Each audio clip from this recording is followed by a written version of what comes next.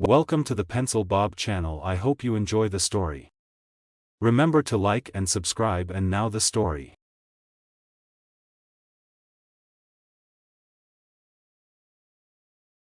John Glover had lived in Clavenhood for over a decade. He loved his house, his neighborhood, and his friends. He didn't love the Homeowners Association that governed the community. The HOA was notorious for making up arbitrary and ridiculous rules and enforcing them with hefty fines. John and his fellow residents often felt like they had no say in how they lived in their own homes. One of the most absurd rules that the HOA imposed was that no one could have any visitors for any reason after 10 p.m. and no overnight guests at all.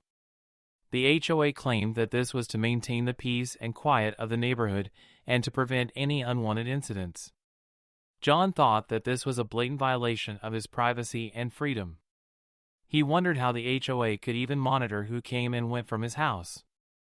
He found out the hard way one night when his wife, Lisa, had a severe asthma attack. John panicked and called an ambulance, hoping that they would arrive in time to save her. He didn't think about the HOA rule or the security cameras that were installed on every street corner. He only cared about his wife's life. The ambulance arrived at 1 a.m, and the paramedics rushed Lisa to the hospital. John followed them in his car, praying that she would be okay. He didn't notice the HOA president, Jules Blackwell, watching from his window with a smug smile on his face. The next day, John received a letter from the HOA informing him that he had violated the visitor rule and that he had to pay a fine of $10,000. John couldn't believe what he was reading. He was furious and outraged. He grabbed the letter and stormed to Jules' house, ready to confront him. He knocked on the door, and Jules opened it.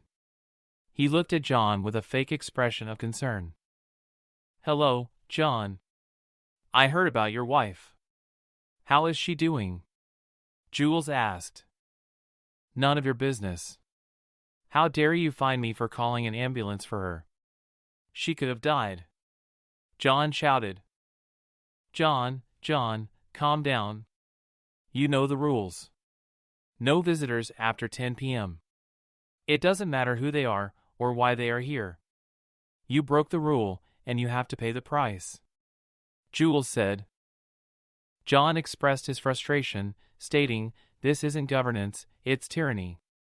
You lack the authority to dictate who I associate with in my own home. Monitoring me and my neighbors is a violation of privacy. Additionally, coercing us into funding your arbitrary regulations is unjust. Frankly, you're the most ineffective HOA president I've encountered, and I refuse to tolerate it any longer."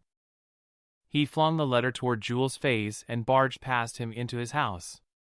Glancing around, he noticed Jules lived a life of luxury, surrounded by opulent furniture, artwork, and high-end gadgets.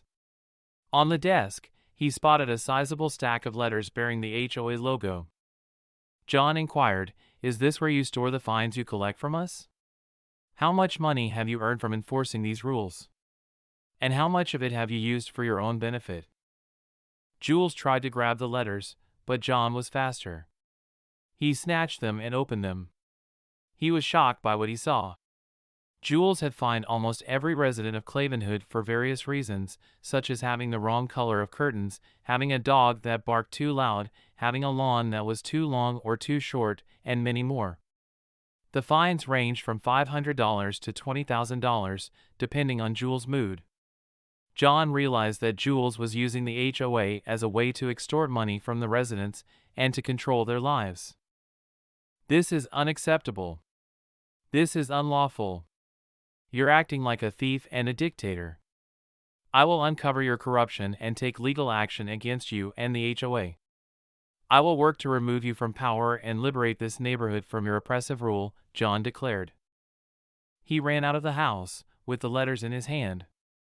He went to his neighbors and showed them the evidence. They were all shocked and angry. They agreed with John that they had had enough of Jules and the HOA. They decided to band together and fight back. They hired a lawyer and filed a lawsuit against Jules and the HOA. They accused them of fraud, extortion, harassment, and abuse of power. They demanded that the HOA be dissolved and that Jules be removed from his position. They also demanded that all the fines be refunded and that all the rules be revoked. The lawsuit made the news and attracted the attention of the media and the public. Many people supported John and his neighbors and criticized Jules and the HOA. They praised them for standing up for their rights and for challenging the HOA's authority. The case went to court, and the judge ruled in favor of John and his neighbors. He found Jules and the HOA guilty of all the charges and ordered them to pay a large sum of money to the plaintiffs. He also dissolved the HOA and banned Jules from ever being involved in any HOA again. John and his neighbors rejoiced in their triumph and expressed gratitude toward their lawyer. They felt joyous and relieved knowing they had regained their freedom, allowing them to reside peacefully in their homes. They resolved to establish a fresh HOA with fairer and more democratic regulations. Unanimously, they decided that any future rule must garner the support of at least 75% of the members, and that any member could introduce or contest a rule. They elected John as their new HOA president, and he pledged to govern with fairness and respect for all. Upon returning home, John embraced his wife, who had fully recovered from her asthma attack and remained healthy since.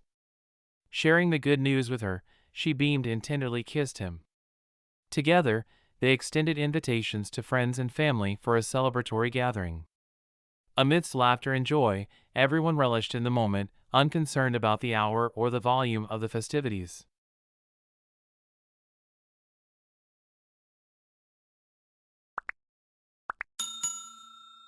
I would like to thank you for watching the video to the end.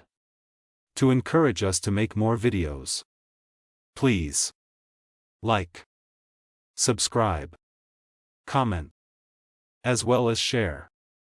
Check out this other video if you haven't already.